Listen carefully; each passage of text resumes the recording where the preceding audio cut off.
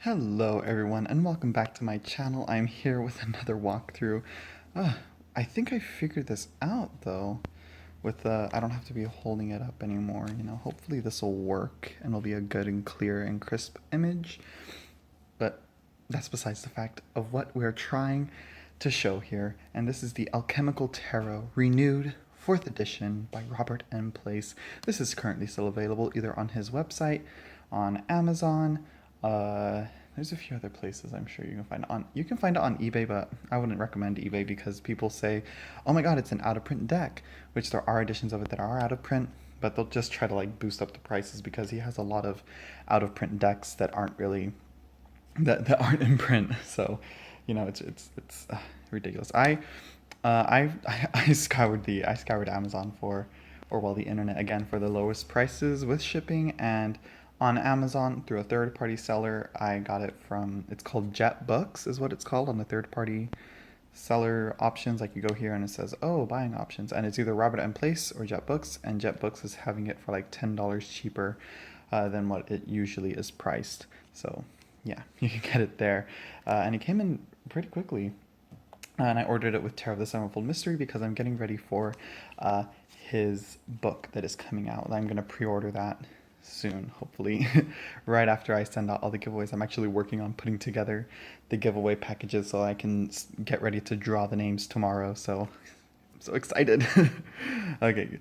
Anyways, let's go on to the packaging here. Packaging is actually decent, pretty good. Here's the backs of it.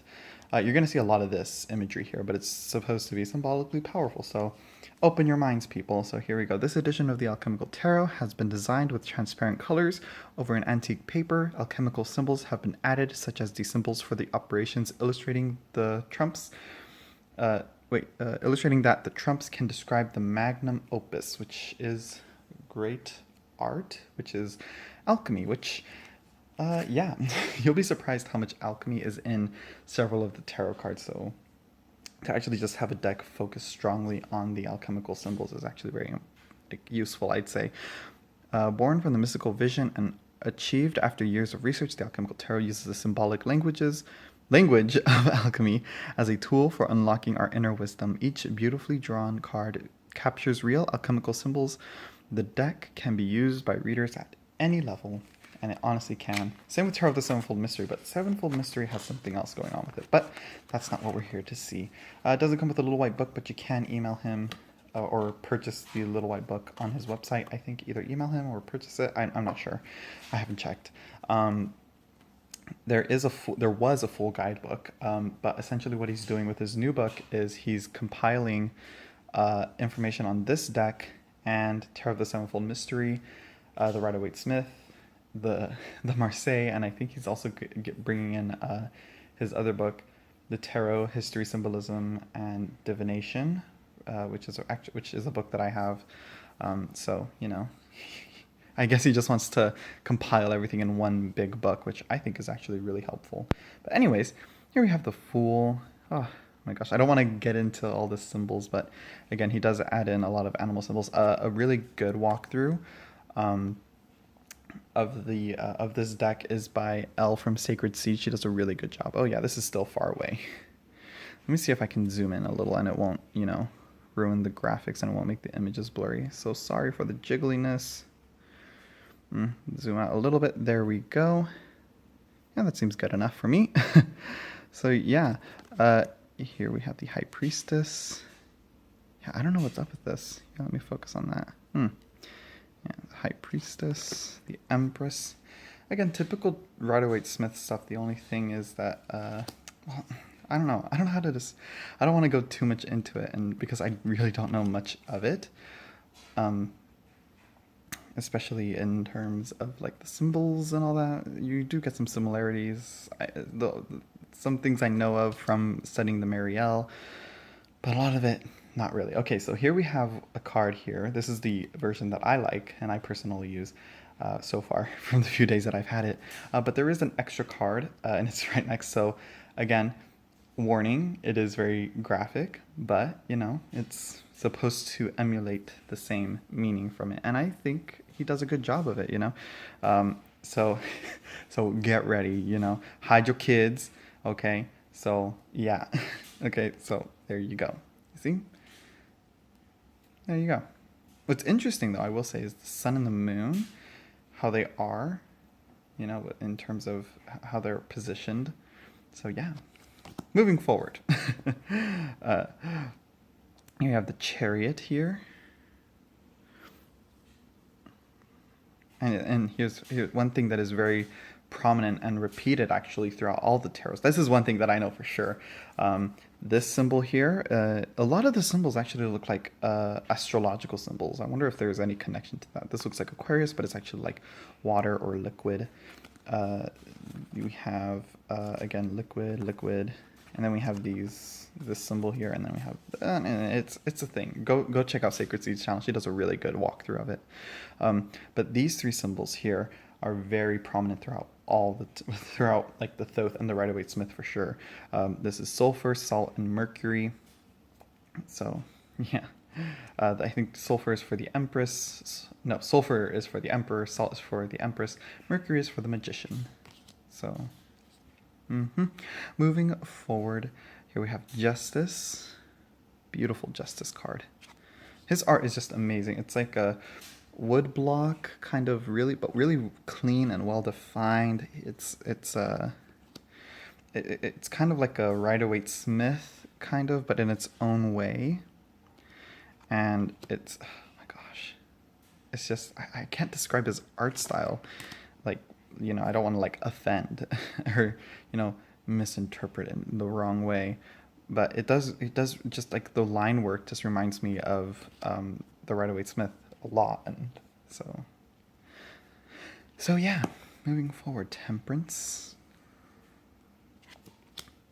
the Devil, and a lot of this imagery actually pops up again in, oh, I just noticed something, in another deck that I have, which is the Tarot of the Holy Light. A lot of the images here show up in that deck. So yeah, like this is supposed to be the Queen of Cups in the Tarot of the Holy Light. I don't know what other symbols pop up in there, but yeah, that's gonna be, I'm gonna change my channel to that. But yeah, interesting. It looks like they're standing on the sun. Here we have Judgment, Ouroboros with the skull, death, but life growing out of it. Ascension here.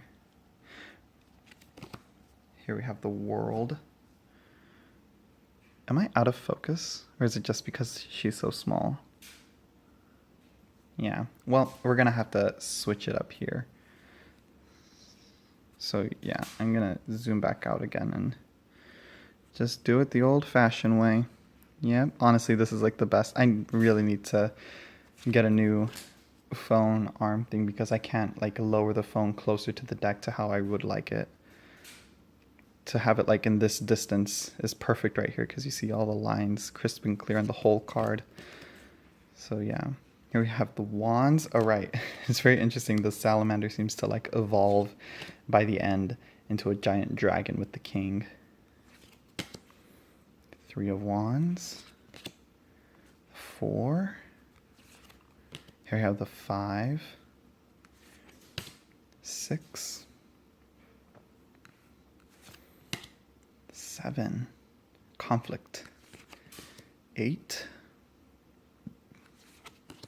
9, with the burning dog. I think this shows up in the Minchiati, which I'm really excited. I can't wait to get that deck. And here we have the Phoenix. The dog is burned but rises again as a phoenix, I think. I could be completely wrong. The Lady of Staffs. And the courts are changed a little bit. There's ladies for the pages and then typical knight, queen, and king for the rest. So yeah, but I like it because it keeps it gender neutral. Or gender balanced, I should say. So here we have the Queen of Wands. And the King of Staffs. Look at that giant dragon. Here we have the Ace of Cups, a fish with grapevines growing out of it. How interesting. Just such an interesting deck. I can't wait to get the book. That's, oh my gosh, as soon as it comes out. Well, that's the joy of pre-ordering, You get it right when it comes out. Here we have the Three of Cups. A lot of people balancing jugs on their head.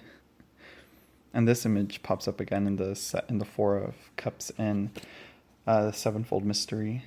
So is this one. A lot of the images do show up there with the minors, but they're different. So, you know. This one reminds me of the story of, I can't remember what it is. It's like she is essentially a poor woman, and she goes to this prophet, or this, oh my gosh, what is he? I can't remember what the correct term is, but I'm going to say a prophet. The prophet Elijah or Elisha, and he's all like, okay, well, I'm going to help you out. All you got to do is have faith in God or whatever, and you got to just pour this and collect as many jugs as you can. Pour the oil out into each and every single one of the jugs, and so she's all like, all right. She pours it out. She fills up every single jug, and then she sells them, and she's able to pay her landlord, I guess is what she is, because and she's able to keep her sons. So yeah, it's a really great story. But anyways, it's probably told better in the Bible, but I don't know. Anyways, here we have the Seven of Cups, the 8. Reminds me of the 8 of Coins a lot. The 9, 10. I like how it's all these beakers, and it's Anyways, the Lady of Vessels, the Knight. Look at that little fish right there. The Queen, and the King, a little whale. Then here we have the Ace of Swords, the Two of Swords, the owl. I love this owl. Typical Three of Swords, Four of Swords, the 5, a very different 5 of Swords, about creation and welding, rather than a victory or a defeat. The 6 of Swords, 7, the 8, 9, very stressful. If you just hit one sword, it's going to hit the other swords, and they're going to all just start swinging around. The 10 of Swords, and they fell on top of him. I wonder what the book is supposed to be. So bloody. Oh my gosh. The Lady of Swords. I like how she's playing a little instrument. The Knight. And look at that. How interesting is that he's slaying the dragon. And I wonder if he's supposed to be like slaying the King of Wands. I wonder. Because that could be a thing. That could be a thing. I could be completely wrong. They do look a little similar. But again, I don't know. Queen of Swords, her 2 colored wings, and the King of Swords, an eagle. Here we have the Ace of Discs, or coins, the 2. And what I love about the discs is that they're all different in each card. Not that each card has a different coin in each one. Some of them are repeated, but they just look different. You know, like we have these 4 symbols here, but then we have like 4 discs in here. They look different. I like to see that in my cards. You know, we have the 4 elements in this one here. Typical 5 of coins with the cripple there. Here we have the 6. The 7. I love this 7 with all like the planets here. The 8. 9. Gosh, it's just, and this is my favorite 10 of coins. I don't know what it is. I just love it. With all the coins like falling down from him. I don't know. I don't know how to describe it. The Lady of Coins. The Knight. I'm sorry if I wasn't holding it right. I feel like I was going like this. Because I was like looking at it like this. I'm sorry. The Knight of Coins. I wasn't really focusing on the screen. I really should be. This Queen. And the King was very interesting, and what reminds me of a song from Florence and the Machine, because I love that band. there's a song, I think it's like Rabbit Hearted Girl, and she writes in there it's like a rabbit hearted girl becoming a lion. Again, there's this evolution through each of the cards from the ace to the king. The salamander in the ace of wands becoming the dragon and the king, the rabbit becoming the lion, the small bird in the ace of swords becoming let me see, what is it in right here, I guess you could say, becoming a great eagle. And then I believe like the fish becoming a great whale. You know, it's such a great deck. So yeah. Anyways, lamination, it is glossy. If you can see that right there. It's really, really glossy, but it's not sticky or like, I don't know, it's not like, it doesn't have like a suction effect on the cards. It actually shuffles really nicely. Really smooth. You can see that. Oh, such a great shuffle.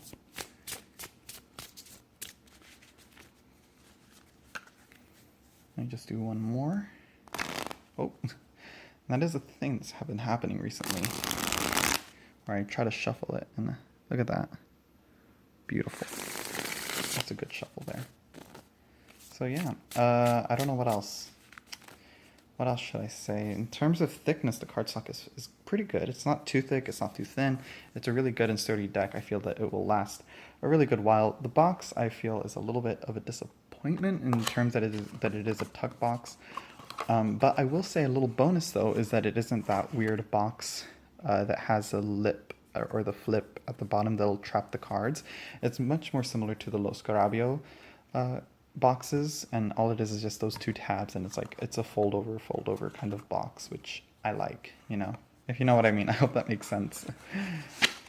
You see, so it doesn't, you know, and it also has this thing, which I do like because it makes it easier to grab onto your cards as such, like that, you know, just those little things that make it much easier. And I do not expect this box to last like forever, but you know, I feel like my boxes like these last a good year at least, you know.